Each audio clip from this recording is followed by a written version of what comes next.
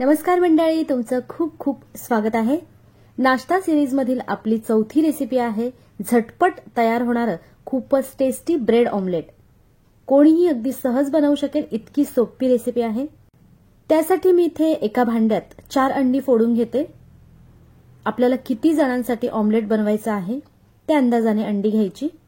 अंडी फोडून झाल्यानंतर एखाद्या चमच्याने जरा मिक्स करून घेते। यात कांदा टोमॅटो घालूया।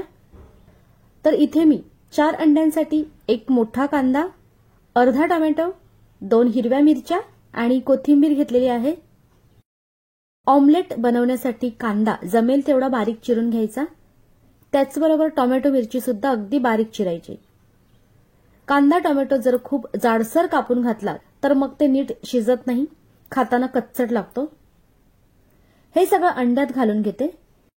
मी ह्यात मिरची पावडर किंवा मसाला घालत नाहीये, पण तुम्हाला जर घालायचं असेल तर मग मिरचीचं प्रमाण जरा कमी करा। तिखटाचं प्रमाण आपल्या आवडीनुसार कमी जास्त करू शकता।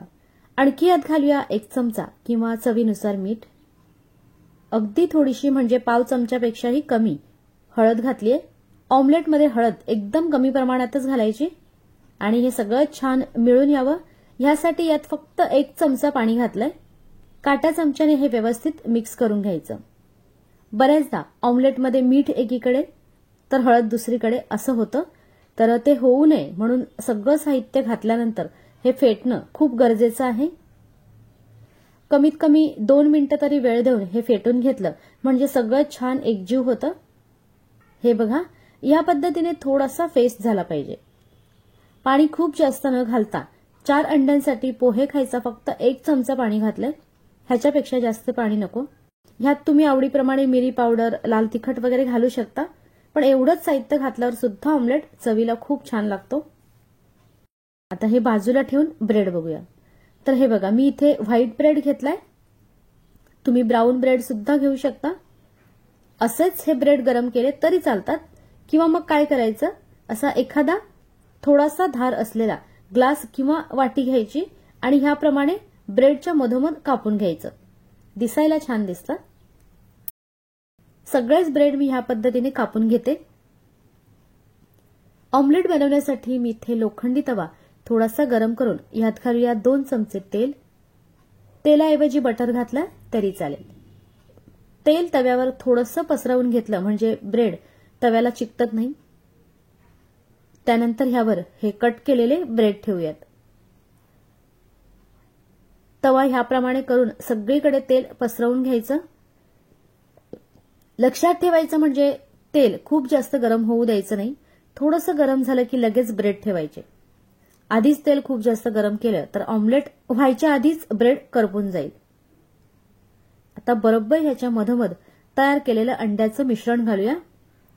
प्रत्येक वेळेस ऑमलेट बनवताना असं मिक्स करून घ्यायचं, जेवढं बसेल तेवढंच घातलंय।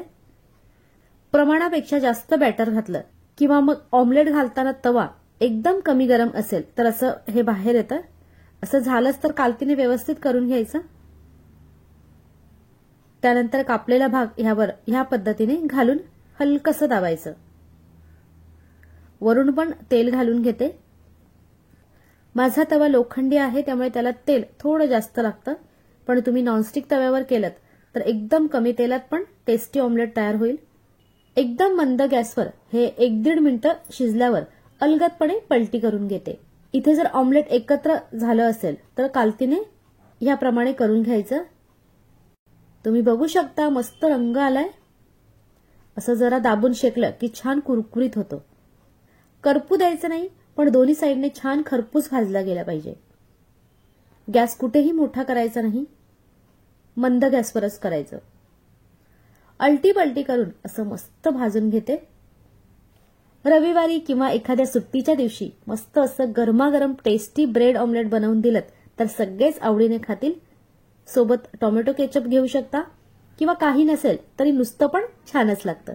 नक्की घरी ट्राय करून बघा। आवडल्यास लाईक आणि शेअर करा। लवकरच भेटूयात अशाच एका छानशा नाश्ता रेसिपी सोबत। व्हिडिओ शेवटपर्यंत बघितल्याबद्दल थँक्यू।